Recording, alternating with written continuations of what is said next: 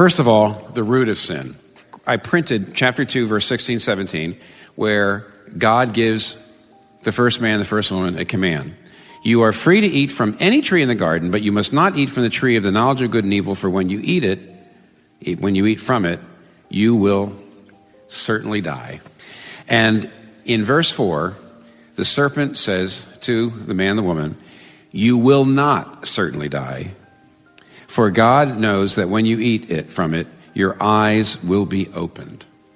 Now, what this is a direct contradiction of what God has said.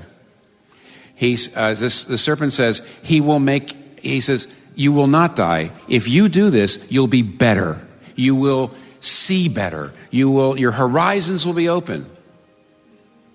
Now, what is the serpent doing? The serpent has not targeted belief in the existence of God. He didn't go after that. And of course, I mean, if you look out in the world, evidence of what I'm saying is that most people in the world do believe in God. Probably most people will believe in God. But that's not what the serpent goes after. He's not targeting that. What is he targeting? Here's what he's targeting. If you look at 16 and 17, where God says, I'm only giving you one command. Wiser heads than me have noticed something, that there's something implicit here. It's not just that God is saying, don't eat that and you'll be fine. Notice that he says, don't eat the tree, but he doesn't give a reason. He doesn't give a reason. He just says, don't eat the tree. Well, what's going on? Here's what God is saying. God is saying, no, I'm not telling you why you shouldn't eat the tree. Because then you might do it simply because you think it's good for you. That's not obeying me. That's self-interested compliance. No, I want you to obey me. I want you not to eat the tree just because I'm asking you to. Just because you love me. And just because you trust my love for you.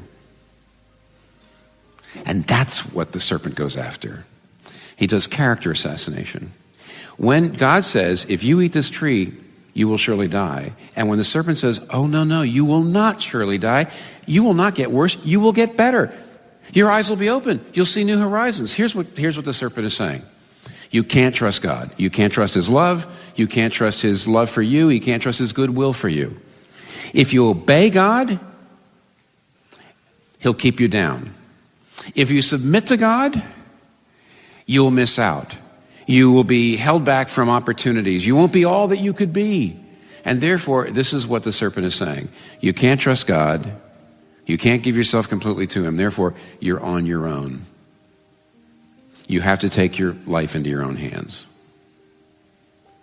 And that, friends, that is the lie of the serpent that has passed into, indeed, every human heart. Whether you believe in God or not, whether you're religious or not, whether you're moral or immoral, it's passed into every single human heart. Do you know that? My friend Sinclair Ferguson, a Scottish minister who's probably the best at preaching about this and teaching about this, tells a story to try to get it across. He tells a story. Some of you heard me tell it before because it's so poignant. He says, imagine around Christmas time, a man has a little boy, and he takes that little boy to a super toy store, some toy superstore. And he goes through with his son, walks all the way through with his little boy.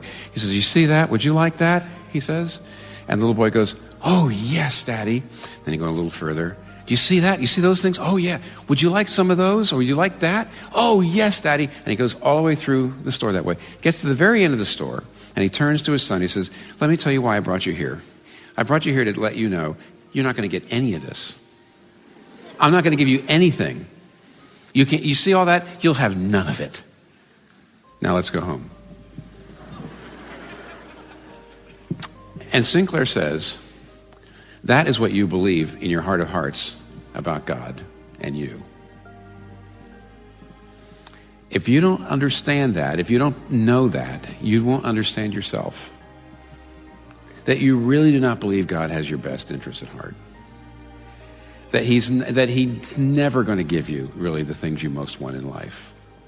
that you might have to negotiate with him, you might have to deal with him, you might have to have some kind of relationship with him, but you can't utterly trust him because that's how God is. That you're on your own. That you're going to have to, you're going to have to take charge of your own life. You can't trust him. That is what's going in. Look, Erik Erikson, I don't understand psychology like I probably should, but Erik Erikson wrote a book called Childhood and Society, and it's a pretty famous book. He's a psychologist, and one of his points was that if a child doesn't learn to trust in its earliest stages, I mean, if an infant, for example, or a young child is abandoned or abused by the dominant adult, like a father or a mother or somebody like that, if they don't learn how to trust in the earliest stages of their life, all kinds of pathologies, result from that. They have problems their entire life. Now, I don't know well enough what Erikson's theories are, and I'm sure there's people writing all sorts of papers and books criticizing it. But here's what I do know: that is what happened to us at the beginning of history, in the deeps of time, that the human race has learned from the serpent at the heart of our heart not to trust God. And there's people all over the world. I see people out there who are working themselves to death to try to prove to themselves and others their value. And they're working themselves to death because they don't trust God's love enough to get it from that, to get it from Him. Value. I see people demonizing others and tearing others down and criticizing others to bolster their own sense of self-worth. Why? Because they don't trust God enough to get that worth from Him. I see people out there exhausting themselves trying to control everything, make sure their family and their children and their health and their finances, everything will be fine. Nothing will go wrong, and they're eaten up with anxiety because they don't trust the love of God enough to give them that sense of safety. No, this is the lie that's at the root of every human heart.